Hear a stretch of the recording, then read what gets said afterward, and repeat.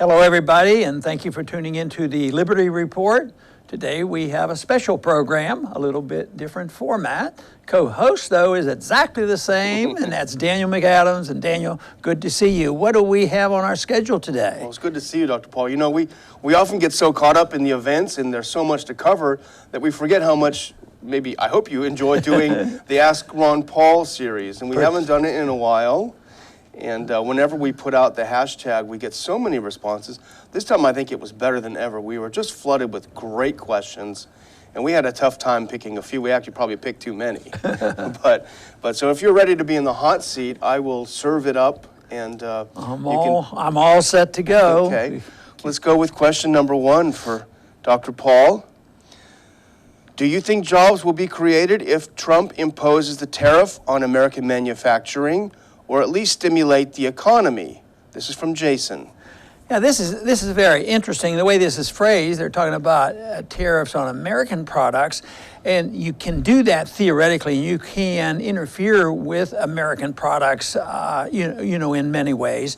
But the truth is that usually when you refer to tariffs, that's putting a tax on things coming in. The one time I think that is an example of putting on an American product would be that some countries, and we did it with oil, that we prohibited exporting certain goods because we thought it should stay here instead of the market deciding which should be exported and which should come in. That should all be decided at the marketplace. But what has been in the news is tariffs and taxes and what Trump thinks about it. And I think everybody knows about it because even those strong supporters of Trump are saying, oh yeah, he's good here on taxes and regulation, but he's sort of wrong on protectionism and tariffs, but they sort of think, well, maybe he won't do this. But no, Trump has been very strong on saying he should have tariffs, and they're more punitive type of tariffs, punish American American companies that go overseas, and I guess that would be, a tariff on American products, bringing them back in. So that's an import tariff. And he also has said that if China doesn't do his bidding, he's going to put a 35% tax on Chinese products. Well, the first thing is if you did have a tariff and they're legal under the Constitution, they should never be punitive in picking certain products and certain companies to punish. It should be very uniform and very small, if at all. But I think it will not create jobs, whether you're dealing with just the American companies that go overseas or the Chinese. It seems like, oh yes, this will immediately allow Americans to build products. But let's say we put a high tariff on the importation of tennis shoes from China. Instead of getting a pair of tennis shoes, and I may not know these prices right, put a tariff on tennis shoes that you could buy for $25. Okay, we're going to manufacture them in the United States and pay $125. Well, no, that's not going to work. It sounds good, but they're not going to create the jobs. What happens is those goods come in a different way. Then you'd have to go and say, well, we don't want tennis shoes coming from anybody. So one interference leads to another, very disruptive.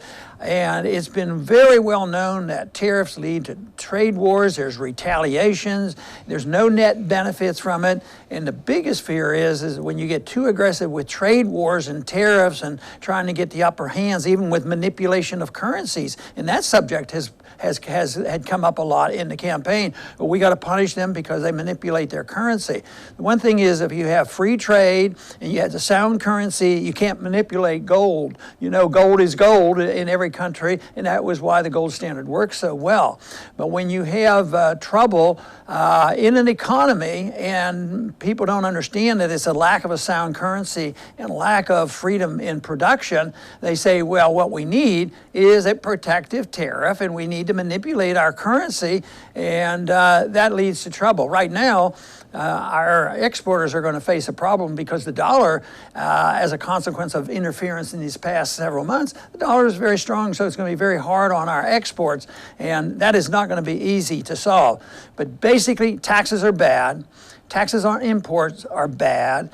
Taxes, if you do that, you're actually punishing our consumers, and our consumers should have the right to buy products wherever they want. All right, now let's look at number two, if we can. And this is a foreign policy question, and I think it's a very relevant one about our our changing foreign policy. Do you think America should rethink its relationship with Saudi Arabia? The answer is yes. We need to do that. The sooner the better. We should have awakened a long time ago. But it really, our illegitimate or our wrong association started with FDR, during the World War II, and that was to treat Saudi differently because they had the oil, and if we provided their national defense and took care of them and supplied them with weapons, they would supply us with oil and keep the price down. But it led to problems, and certainly the Congress, as I think it was, universal resentment toward the Saudis, and they passed a law that said that the families of the people who were killed, on 9/11 had the right to sue the government, which is an obvious assumption that Saudi Arabia had something to do with it. A lot of people believe that. The 9/11 Commission really never tells the truth. And I don't think you should have any country where you give special privileges or hurt people. And we've given a special privileged status for Saudi Arabia. So it's not to turn around and say, you're going to be our ultimate enemies, we're never going to talk to you. We should be friends with nations that want to be friends, but we should not go out of our way to capture them and put in our dictator as we have and end up with an empire. But I think Saudi Arabia has given us a lot of grief. And not only is there an association with 9/11, matter of fact, bin Laden said one of the reasons that Al-Qaeda wanted to hit us was the fact that we had military weapons and military bases in the Holy Land of Saudi Arabia. And that was one of the three incentives for hitting New York on 9/11. So yes, this is just a very strong argument for neutrality and staying out of the business of all these countries, no entangling alliances, and we should change it. And while we're at it, we probably ought to change our relationship with just about every country in the Middle East, because we're either too friendly or too harmful, instead of taking a steady approach to saying, yes, we will be friends with all countries, willing to be friends, and we should trade with them, but we should not get involved in the entangling alliance and worrying about these border disputes, and this is exactly what happened with the Kuwaiti invasion by Saddam Hussein, which we more or less gave a green light to, and we've been over there ever since 1991. So the relationship with Saudi Arabia has never been beneficial to us. Only on the short run that we may have gotten oil down a little bit cheaper than it should be, but it also has after effects from that which are more harmful than when we get involved. Once you get involved and you intervene at one point, you create two new problems and you have to intervene again. So the best thing is to support the case of the founders, say stay out of the internal affairs of other nations and stay out of entangling alliances. The whole world would be better off if we did that. Okay, let's move on to number 3, and this is something that we've been discussing a lot on the show. How do libertarians deal with the Trump era, with the rise in populism?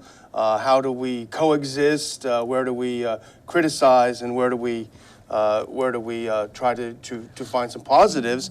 And so the next tweet we have that we're going to ask is from Carol's Little World. How do you see the role of the libertarian in this new dawn of Trump populism? Can both movements and sentiments coexist? Well, I guess conceivably they can coexist, but they're contradictory. True populism is not libertarianism, and sometimes populism is a term that's used too loosely.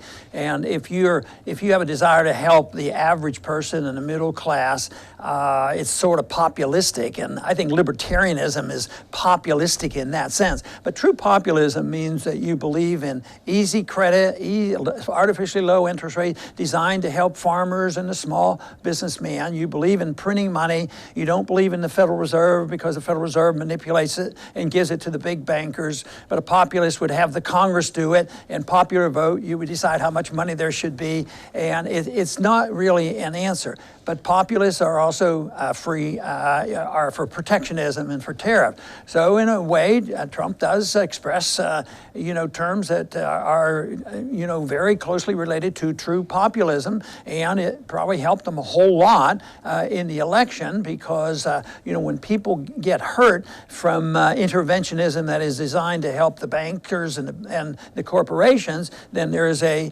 backlash, and then populism comes in. But if you're looking for libertarianism, it's going to be a challenge. There will be some things that Trump will say that wouldn't be truly populism, but he might, want to reduce regulations and lower taxes, which would be beneficial to everyone. So libertarians should get along fine with that. But the one real mixed bag would be on foreign policy. Populists generally, stay away from foreign entanglements, and Trump has said things that sounds like that is true. He's had a more balanced, a reasonable approach dealing with Russia, but not with Iran and not with China. So it's such a mixed bag. So libertarians have a lot of work to do to try to sort this out. When he's supporting a libertarian position, of course, we want to support him. But if he's supporting something which is intervention, but just designed instead of supporting this group, the rich group, we're going to have an intervention that's going to pass out the money to the poor people. What we want is the market to work. And that means we have to create an environment where the voluntarism of the marketplace works. You have a sound currency. You have very limited government. Freedom is the real issue, and that staying out of the internal affairs of other nations. That is what we want to do. But they're not. In some places, they're totally incompatible. Libertarianism incompatible with populism. At other times, there will be some overlap. Just as libertarianism, there's an overlap with progressivism. Progressive sometimes can be better on civil liberties than the average Democrat or the average Republican. So under those circumstances, you have to sort it out. That is why the libertarian message is so important, because you can put it together. It can be concrete. The basic principle is not complicated. It's all based on this promise and assumption that people cannot initiate violence against other people to have their way, and governments can't do it for an individual or for a group. Non-violence, non-aggression, and when you apply that consistently, you have a society built up on liberty, and you don't get into all these big discussions about who gets taxed and who gets the bonuses, who gets the bailouts, and that leads to trouble. It usually leads to a period of time where debt is monstrous, and the debt brings us down. And populism generally, they are not good on worrying about the debt, and I think that will be the case with the next administration, because there are a lot of plans in the pipeline to spend a lot of money, and that will be a job of not only the libertarians to check after and look after, but also for the constitutional conservatives that also believe that debt is a great burden. Okay, well, the next question is something that we've talked about a lot. As a matter of fact, you talked about it in a letter you wrote to our supporters for the Institute just this past week. And this is this Countering Disinformation and Propaganda Act. It was snuck into the NDAA, which is where they put all the bad stuff. Right, for sure. And what it does is it creates a unified government group across, CIA, FBI, and others to counter what it calls foreign propaganda. And we know from the Washington Post article in November that they consider shows like ours, like the work that the Institute does, anything that challenges U.S. foreign policy as foreign propaganda, no matter if you have any connection with foreigners. So the next tweet deals with this. I think it's very timely and important. What's the best way for independent media to proceed freely with the Countering Disinformation and Propaganda Act? Well, it's a very great challenge because we don't know how hard they're going to come down on us. The only thing we can do is present the truth. Truth does win out in the end, but this is very difficult and very, very dangerous. This is a direct attack. There's a lot of indirect attacks on the First Amendment, but this is a direct attack on it, and this whole principle of the ministry of truth is coming in. I see this as canceling out this whole notion that you can't use prior restraint to check people who are going to put out information. And they say, well, we're stopping propaganda. We're going to stop this fake news. Who's going to stop the fake news and the propaganda? The government? And the politicians, they're the ones who propagate all this. They're the worst producers of fake news. And they're going to be in charge of watching us. And because we take a policy and make a position and say that it's favorable toward one country versus the other.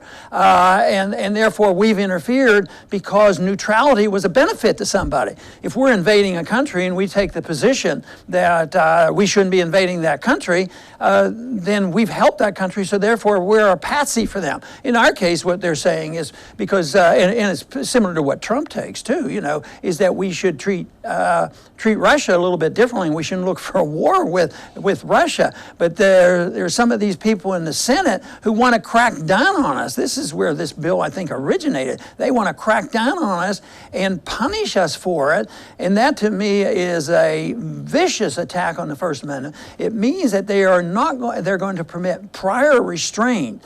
And I think that this NDAA and the other things, the type of arrests that were legalized a few years ago, and people recognize this without any charges made, and even assassinations, we're moving in the wrong direction. This is very, very serious, and the best we can do is fight for the freedom of the internet. I'm just hoping that the people who are smarter than the people in government can come up with an internet service that is, secretive enough where they can't intrude and we can compensate for it. But now, with the government being in collusion with some of the social networks, it's going to get pretty hard, because they do watch not every paragraph or every story or every headline. They look at every word. And if this particular word pops up, they have to check on us and find out what's going on. So, and this was done at midnight, just the way they passed the Federal Reserve Act. Quietly pass it through, nobody there, stuck in a major bill like this, stuck on the defense budget, over $600 billion.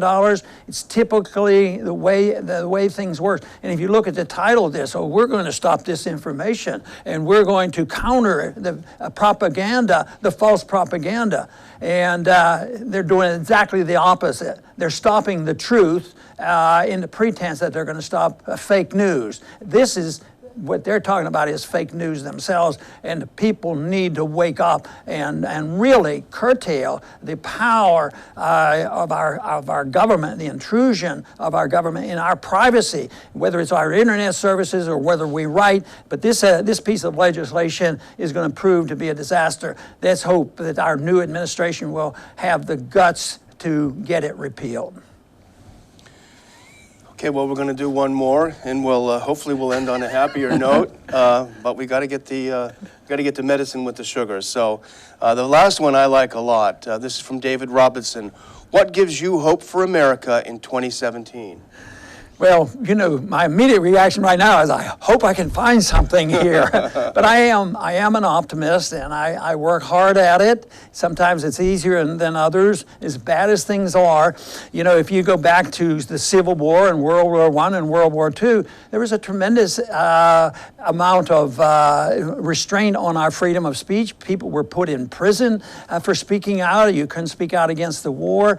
So yes, things are bad. The one thing that is worse right now is that we weren't in a war that was, we're not in a war that back then they expected to end. There was a period of time, World War I, and then they were able to back off a little bit. World War II, they were able to back off a little bit.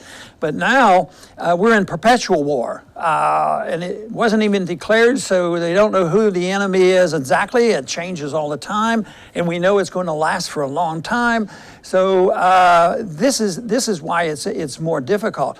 But I do believe that things have been very bad in the past, and we've overcome them. I do believe that the internet, as much as we're threatened by putting information out, I think that we are reaching a lot of people. Even with our little report now, we have over 60,000 people who go to YouTube to watch our program, and they haven't knocked on our doors. The Washington Post threatens us, and the New York Times doesn't like us, but sometimes that news helps us. That news gets out that the right people are attacking us to get people to say, well, maybe we're going to get the real truth, the Ron Paul Liberty Report, and therefore it's a benefit. So there are others who do even a much bigger job than we do, so the more the merrier.